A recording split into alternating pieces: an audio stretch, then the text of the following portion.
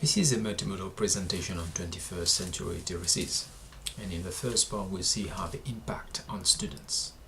These are changing time, where the students are liking autonomy. At the flick of a mouse they enter a world of games and connect with players of the virtual world.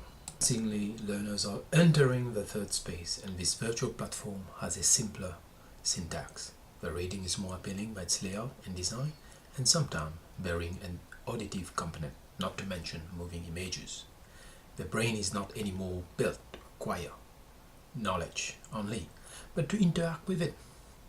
They want to contribute to the social happening in that space. Move text, they criticize it, and hence our generation of learners has a participatory culture. They crave affiliation, like to be part of collaboration space, like blogging, podcasts, positive intervention, are very likely to be the case. Remixing text, for instance, meme making, where an initial image is redesigned for a different meme, are evident signs of produce age. The term used by Bruns in 2008 to describe the way that engagement with many texts in today's world involves a blurring of boundaries between being a producer and being a consumer of text. Such practice routine is feature of multiliteracies. Texts of a multimodal nature, accessible and remixable.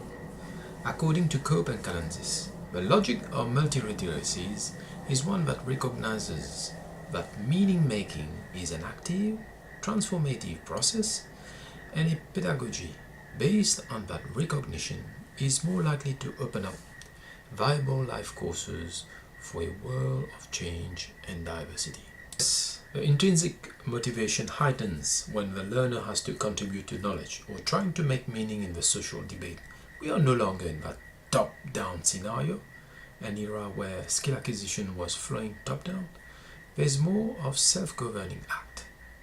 There's more places for negotiation than receiving orders. Also, what are increasingly being observed is the young person. The digital native is one that prioritizes essentially the being, and as Barnett puts it, one goes forward not because one has either knowledge or skills, but because one has a self that is adequate to such an uncertain world. And he further says that matters of will, energy, being come into view in learning for an unknown world. What does all that mean for students? Okay, let's start with a statement by the DEAJ in Australia. It is no secret that using social and digital technology, our children send and receive information in radically different ways to previous generation. The whole industrial stand and deliver model of education is long gone. We are not advocating that the whole tradition of knowledge acquisition should be no more, but need to be adjusted in an education along technology. We certainly have to adopt practices that ensure a learning by design knowledge. In other words, framing all the literacies surrounding young generation in ubiquitous computing. With technology, our young generation are reader as well as a producer of text. So the teaching strategy should fully tap in this nature of thing. Foremost, as Bill Kopp and Mary Calensis suggest, it should be a pedagogy of design that recognizes the role of subjectivity and agency in the process. So, for the learner, in the visual art, there couldn't be such an exciting time to advance creatively with the task at hand. The nature of socially constructing knowledge, the extraordinary intrinsic nature of doing more outside the classroom, the affordance of technology by large enhanced creativity. However, we should not forget the essential power for such transformed practice. According to Pullen and Cole, for their work, for their analysis on multiliteracies, they argue, transformed practice is when a teacher is able to switch between available curricular designs and assimilate their teaching style with the social, cultural factors that are determining the behavior of the cohort in any particular context, including the use of digital technology. This implies the need to trigger learning through situated experiences, conceptualizing, create one's ability by researching, analyzing artists and their world, which is all within an approach to multiliteracy pedagogies. Fellow art teachers, there is no escaping it. Technology is bringing to us kids that are simply learning differently. We need to acknowledge the ever-growing impact of a machine upon learning. Lewin and Kress, two experts in education theorists, state that many teachers are still practicing as bastions of monoliteracy practices in contemporary classroom. For today we are extremely affected by several modes of text.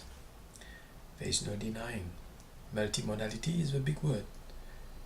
What it entails to our student is the possibility to produce more knowledge, to use it, to add more layers of understanding to a piece of artwork, be it a painting, a sculpture, a traditional medium, not to mention works of a 4D nature. Important is the recognition that working with technology necessitates a more collaborative approach between teachers and students. We need as teachers to accept that our learners can have more expertise in certain areas and that there is a need to adjust our teaching principles in regard to multimodality and corresponding literacy. Also, as Edward Grove sees it, pedagogical practices must not only be generative, but also explicitly draw on the techno-literacies students are practicing in the out-of-classroom. Or finally, art teachers, your duties are as follows. Connect, get to know the learner and value what they can bring to class. Value the findings in the way modality appeal to them, and them using it to express in a unique way. Engage, give opportunities to the child to engage in varied ways using multimodal potentiality. Create knowledge economies. The new media allow endless possibilities to extend knowledge. And finally, evaluate, as suggested by Cope and Kalensis. This does not mean having to leave one's old self behind, as was the case in the days of assimilation.